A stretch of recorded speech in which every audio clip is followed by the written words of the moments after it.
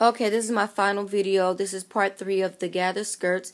Again, you may have seen me in this skirt. I may have posted some pictures of me wearing this skirt with my t-shirt, my brand tee at No's Original Designs. This one as well. And I just wore this one recently in a fashion show again with another one of my brand tees. Now I've turned all 3 of these skirts on the back so that you can see that there's a zipper installed. See that? And the reason why there's a zipper because these skirts were made with my exact measurements. Now these skirts take a little bit longer to make and they're a little more detailed. So if your client sees a skirt like this and they want one, be upfront with them. Hey, this is going to cost you anywhere between starting at about $65 can go all the way up to maybe $150 or $160. Of course, if it's a maxi skirt, it's going to cost a little bit more. These skirts require a lot more work, and they require a lot more detail, and they require measurements to give the client the exact fit. Now, what I like to do, if I'm going to put on all this work to make one of these skirts, I want to make it right, I want to make it cute. All 3 of these skirts also have pockets, and let me see if I can show you. This red skirt here has a pocket right here. See that?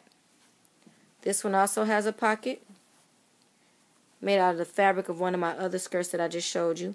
And this one has a pocket, also made out of some fabric of one of the other skirts I just showed you. Now, these skirts, there's several ways you can do it. You can do them without the pockets to save the customer money. You can also, for example, a lot of people are liking these big, wide waistbands because it helps to make the waistline look a little slimmer. As you can see here, I did like a 1.5 inch.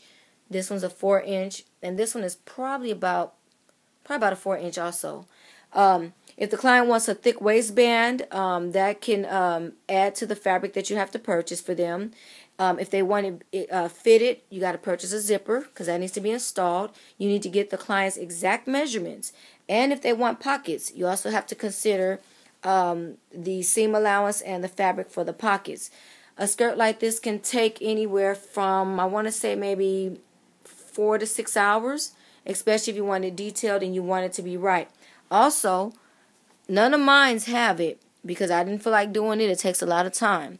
But if the client wants a lining on the inside or a slip so that they don't have to worry about wearing a slip when they put it on, that is an additional cost as well. Now, that's going to bring the skirt up to almost to $100 because what you have to do to make a lining or a slip, that's actually a whole nother skirt itself. And then that has to be made, and then that has to be attached to the skirt. So, I hope this has helped out not just designers, but I also hope that this helped out clients because you guys need to really understand we're not trying to rip you off. We're not trying to cheat you. We got bills to pay just like you do. And making anything handmade, again, handcrafted, is going to cost you some money. Especially if it's going to be something that's going to be fitted only to your sizing and going to have details like pockets and zippers and waistbands and things like that.